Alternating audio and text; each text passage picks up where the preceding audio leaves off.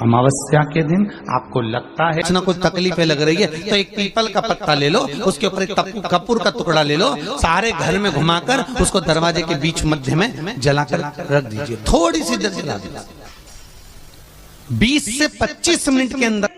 स्वयं गुरु बाबा कहते हैं, राम सुनो, यदि कोई आरती में पूजन में घर में एक कपूर का टुकड़ा आरती के बाद में जब समर्पित करेगा तो उसको अश्वमेध यज्ञ का पुण्य प्राप्त हो जाएगा। अश्वमेध यज्ञ के पुण्य को पाने के लिए कपूर का टुकड़ा आज भी आरती में जलाया जाएगा, आज भी। एक कपूर का टुकड़ा सुख का, इसीलिए हमारे यहाँ शास्त्र कहता है महाराज, जब आपको घर में अगर ऐसा लगने लगे कि 15 दिन से बहुत बेचैनी है, बहुत दुख तकलीफ लग रही है, कोई ना कोई बीमार पड़ रहा है, कुछ ना कुछ तकलीफें लग रही है, तो एक पीपल का पत्ता ले लो, उसके ऊपर एक कपूर का टुकड़ा ले लो, सारे घर में घुमाकर उसको दरवाजे के बीच मध्य में जलाकर रख दीजिए। थोड़ी सी देर जला दीजिए, 20 से 25 मिनट के अंदर मकान में एनर्जी वापस आ जाएगी, उस भवन में एनर्जी वापस प्राप्त हो जाएगी।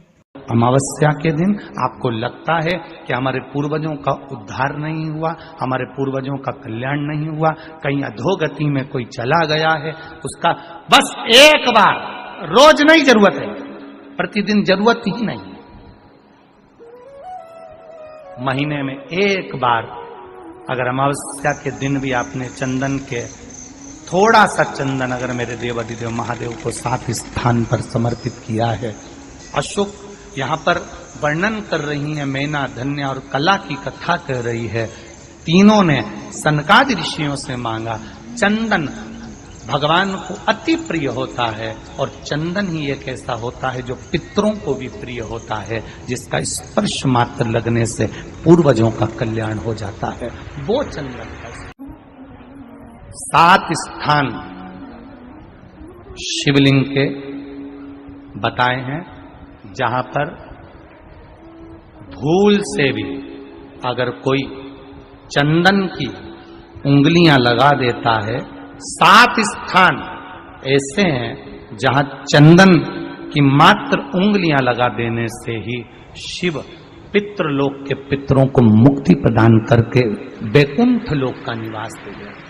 7 स्थान, और वो 7 स्थान जो चंदन के बताए गए हैं, पहला भगवान देवाधिदेव महादेव के शिवलिंग पर चंदन का लेपन, समझ लेना जरा बहुत अच्छे से।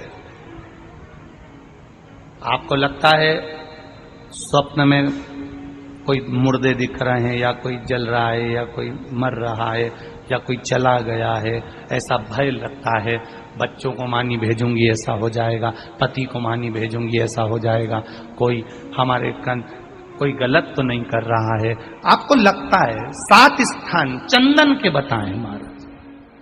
पहला शिवलिंग, दूसरा जहां गणेश जी का स्थान है, मालूम है ना सबको, जम के बोलो जरा, मालूम है ना सबको, जहां गणेश जी का स्थान है वहां अलग से गणेश जी बैठे, वहां नहीं, शिवलिंग में जलाधारी के ठीक सामने, राइट में गणेश, लेफ्ट में कार्तिकेय, बीच में अशोक सुंदरी। तो पहला चंदन बाबा के शिवलिंग पर, दूसरा गणेश जी पर चंदन की उंगली, तीसरा षडानंद कार्तिकेय पर चंदन की उंगली, चौथा अशोक सुंदरी पर चंदन की उंगली, पांचवा जलाधारी पर चंदन की उंगली, छठा जो शिवलिंग का जल बह रहा है इसके ठीक विपरीत की ओर चंदन की उंगली, और 7वां चंदन नंदी के मस्तक के ऊपर जो 2 सींग लगे रहते हैं उस पर चंदन की उंगली। ये कब लगाई जाती है? या तो अमावस्या के दिन आपको लगता है कि हमारे पूर्वजों का उद्धार नहीं हुआ, हमारे पूर्वजों का कल्याण नहीं हुआ, कहीं अधोगति में कोई चला गया है, उसका बस एक बार, रोज नहीं जरूरत है, प्रतिदिन जरूरत ही नहीं, महीने में एक बार अगर अमावस्या के दिन भी आपने चंदन के थोड़ा सा चंदन अगर मेरे देवाधिदेव महादेव को 7 स्थान पर समर्पित किया है। अशोक यहाँ पर वर्णन कर रही है, मैना, धन्य और कला की कथा कर रही है। तीनों ने सनकादि ऋषियों से मांगा। चंदन भगवान को अति प्रिय होता है और चंदन ही एक ऐसा होता है जो पितरों को भी प्रिय होता है, जिसका स्पर्श मात्र लगने से पूर्वजों का कल्याण हो जाता है, वो चंदन का। आपके घर में पितृदोष है, आपको ऐसा महसूस होता है, आपको लगता है, तो किसी भी नवरात्रि के पहले जो अमावस्या पड़ती है, मान लो अपन अमावस्या पड़ी, आप एक अंदाजा लगाइए, तो जिस दिन अमावस्या रहे उस दिन चावल की कटोरी में एक कपूर का टुकड़ा रख दीजिए महाराज, छोटा सा, और कपूर का टुकड़ा रखकर उस कपूर को दरवाजे के बाहर कटोरी में ही, चावल रखी हुई कटोरी में ही उसको पितरों का स्मरण कर कर जला दीजिए।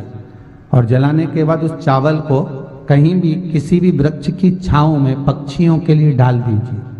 शिव महापुराण की कथा कहती है, अगर मान लो पितृ आपको कष्ट दे रहे हैं, पितृ आपको तकलीफ दे रहे हैं, कोई काम नहीं होने दे रहे हैं, या कहीं आपको ऐसा लगता है कि पितरों का दोष है, तो वो पितृ दोष देवी, अब ये जो आप करेंगे ये कब कर रहे हैं? अमावस्या के दिन आप उसको रख रहे हैं, अमावस्या के दिन उसको रखकर रात भर आपने रखा कपूर के साथ में, सुबह एकम पड़ गई, नवरात्रि लग गई, उसी दिन उसको जलाकर आपने पटक दिया, अर्थात उससे देवी और पितृ इन दोनों का आशीर्वाद जो प्राप्त होता है, तो घर में से पितृदोष समाप्त होकर लक्ष्मी की वृद्धि प्रारंभ हो जाती है, कार्य में सिद्धता आ जाती है।